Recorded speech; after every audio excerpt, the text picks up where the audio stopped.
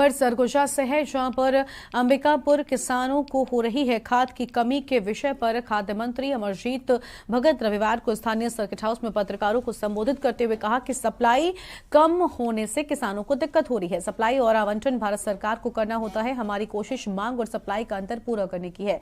गत वर्ष की अपेक्षा इस वर्ष हमने आवंटन बढ़ाया है, लेकिन सप्लाई नहीं हो रही है। उन्होंने माना कि समय पर अगर खाद नहीं मिलेगा तो किसानों का उग्र होना स्वाभाविक है। मंत्री ने कहा कि हमारी कोशिश रहेगी कि व्यवस्थित ढंग से किसानों को सही समय पर खाद की आपूर्ति हो, और इसके लिए हमारे द्वारा अधिकारियों को निर्देशित भी किया गया है।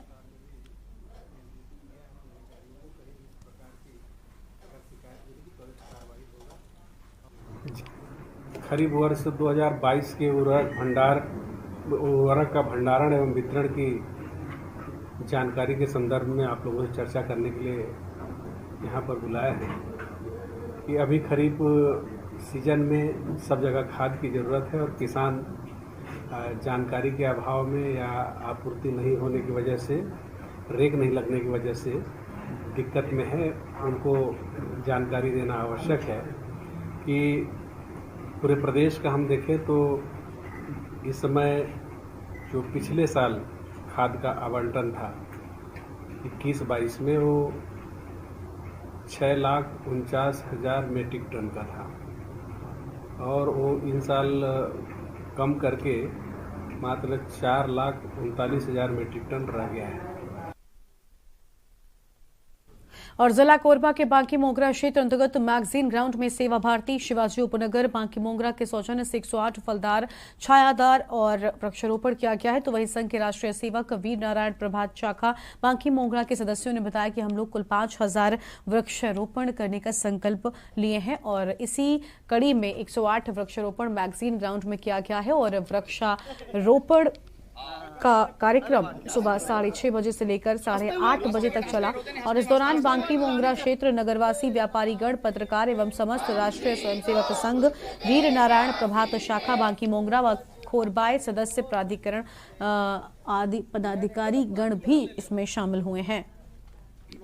हम लोगों ने बांकी मोगरा क्षेत्र में शिवाजी उपनगर जिसको बोलते हैं संघ की दृष्टिकोण से उसमें 5,000 पौधे लगाने का संकल्प लिया है, जिसके तहत हम लोगों ने आज 108 पौधों का रोपण किया, उसकी देखभाल और सुरक्षा की व्यवस्था की।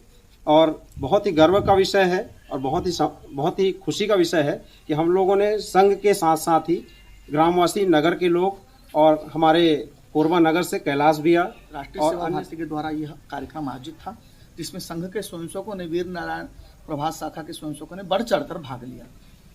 वैसे सेवा भारती पूरे देश भर में 1,86,000 प्रकल्प चलाती है और वो सेवा के कार्य है। जहाँ जैसी आवश्यकता है वैसा सेवा का कार्य वहाँ पर प्रारंभ किया जाता है। कोरबा में भी इस प्रकार के 5 सेवा के प्रकल्प चलते हैं।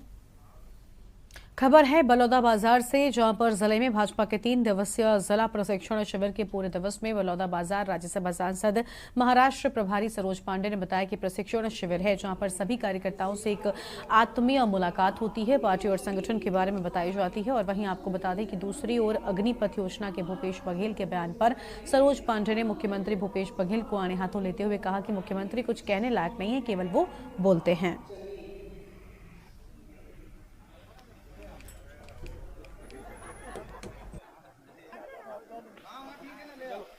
प्रक्रिया है और इस सांगठनिक प्रक्रिया के तहत हम अपने कार्यकर्ताओं को वैचारिक तौर पर सबल और सक्षम बनाते हैं, जिसमें हम उन्हें विभिन्न जानकारियां भी देते हैं। वैचारिक धरातल पर वो मजबूती से खड़े होते हैं।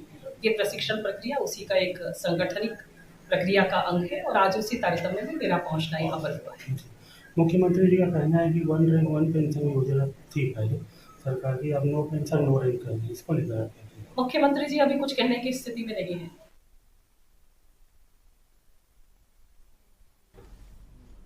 पुलिस की गिरफ्त में नारा लगाते हुए चल रहे इस आरोपी हत्या आरोप में पुलिस ने गिरफ्तार किया है, जिन्हें भिलाई छावनी पुलिस ने गिरफ्तारी के बाद पुलिस थाने से घटनास्थल तक सभी आरोपियों के मुंह में कालिक पोतकर इन्हें पीटते हुए जुलूस निकाला है, जिसे भिलाई की सारी जनता ने देखा। पुलिस का मकसद था कि आपराधिक प्रवृत्ति के लोगों में पुलिस की दहशत पैदा हो, लेकिन पुलिस के लिए आरोपियों को कालिक पोत शहर में घुमाना महंगा पड़ गया। भिलाई के एक शख्स सुखवंत सिंह ने पुलिस के इस कृत्य के खिलाफ आवाज उठाई। भिलाई के रहने वाले सुखवंत सिंह ने पुलिस के खिलाफ राष्ट्रीय मानवाधिकार अधिकार आयोग सहित महामहिम राष्ट्रपति, प्रधानमंत्री, गृह मंत्री के साथ साथ छत्तीसगढ़ पुलिस के डीजीपी को लिखित शिकायत की है। भिलाई निवासी शुकवंत सिंह ने पुलिस के इस कार्य को गलत बताते हुए कहा कि आरोपियों का आरोप अभी साबित भी नहीं हुआ है। पुलिस का इस प्रकार का सजा देने का अधिकार नहीं है और किसी के अधिकारों का हनन करने का भी अधिकार पुलिस को नहीं है।